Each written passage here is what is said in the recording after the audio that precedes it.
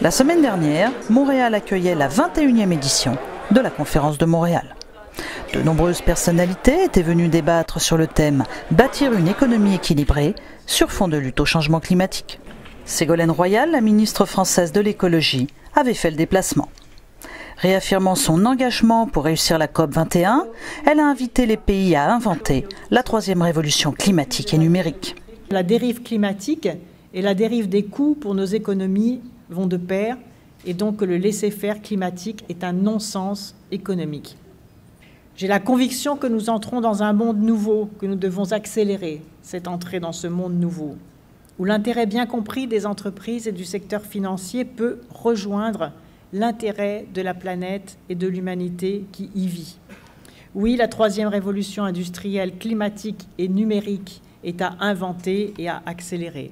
C'est également en direct qu'elle a délivré à son auditoire l'engagement des pays du G7 de parvenir à un accord ambitieux en fin d'année à Paris. Les 7 puissances industrielles viennent de se prononcer, ce qui est une grande première historique, puisque donc, le communiqué commun fait état d'un engagement en faveur d'un objectif mondial de réduction des émissions de gaz à effet de serre dans le haut de la fourchette, de 40% à 70% d'ici 2050 par rapport à 2010. La ministre française a pu croiser Pierre-Karl Péladeau et a rencontré le Premier ministre Couillard, qui a insisté sur le rôle des provinces dans la COP21.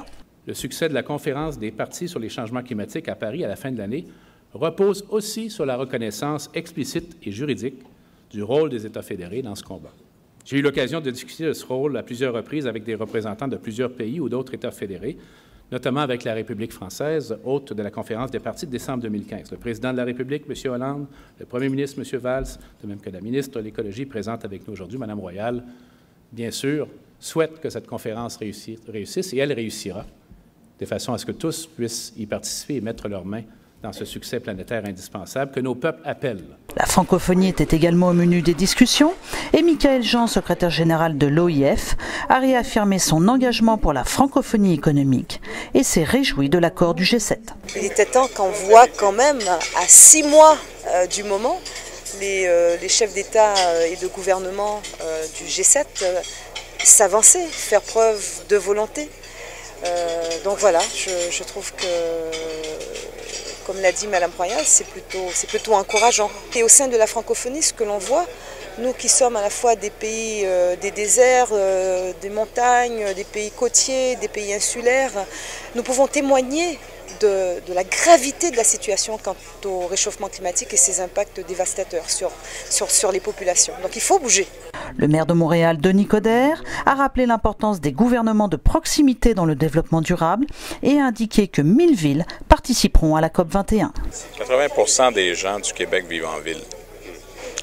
Dans les 20 prochaines années, 70% de la population mondiale va se retrouver dans les villes. Donc, c'est même plus une question de grosseur, c'est une question de principe, de valeur. Il va y avoir des problèmes qui sont énormes, mais c'est là que se retrouvent les solutions également. Donc, nécessairement, on a besoin de ce gouvernement de proximité, parce que les gouvernements locaux, c'est un gouvernement de proximité qui est à la première ligne et qui, de façon presque immédiate, répond aux besoins.